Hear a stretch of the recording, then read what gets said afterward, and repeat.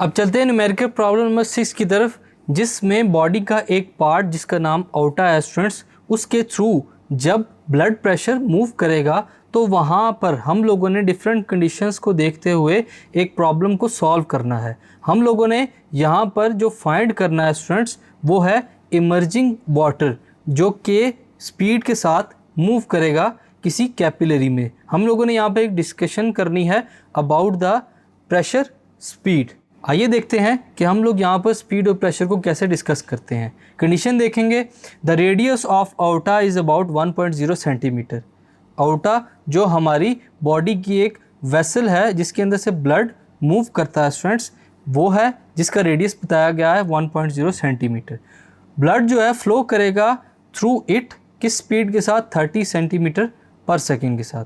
यहाँ पर हम लोगों ने कैलकुलेट करना है एवरेज स्पीड को ब्लड की in the capillaries using the fact. एक फैक्ट को यूज़ करेंगे कि जो ईच कैपिलरी है उसका डायमीटर होगा तकरीबन 8 × 10⁻⁴ सेंटीमीटर, जो कि बहुत कम है। They are literally millions of them so that their total cross section is about 2000 centimetre square. यहाँ पर हमारे पास बहुत ज़्यादा कैपिलरी मौजूद होती हैं, तो हम लोग क्या करेंगे कि तमाम का जो हमारे पास क्रॉस सेक्शन एरिया है उसको हम लोग अज्यूम कर लेते हैं, वो कितना है 2000 सेंटीमीटर स्क्वायर। तो इन तमाम कंडीशंस को देखते हुए हम लोगों ने ब्लड कैपिलरीज के थ्रू जो एवरेज स्पीड होगी ब्लड की उसको फाइंड करना है।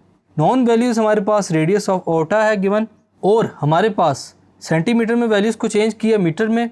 स्पीड ऑफ ब्लड है हमारे पास 0.3 metre per second. Total cross sectional of capillaries A2 हमारे पास गिवन है। हमारे पास डायमीटर ऑफ कैपिलरीज D2 भी गिवन है 8 × 10⁻⁴ सेंटीमीटर। इसको चेंज किया 8 × 10⁻⁶ मीटर्स के अंदर। स्पीड ऑफ इमर्जिंग वाटर जो है हमारे पास V2 है। यहाँ पर हम लोगों ने फाइंड करना है स्पीड ऑफ ब्लड को, तो ब्लड के लिए जो स्पीड गिवन है वो V2 से हम लोग डिनोट करेंगे। तो V2 को फाइंड करने के लिए वो जो एवरेज स्पीड ऑफ ब्लड है हम लोग फार्मूला यूज़ करते हैं इक्वेशन ऑफ कॉन्टीन्यूटी का।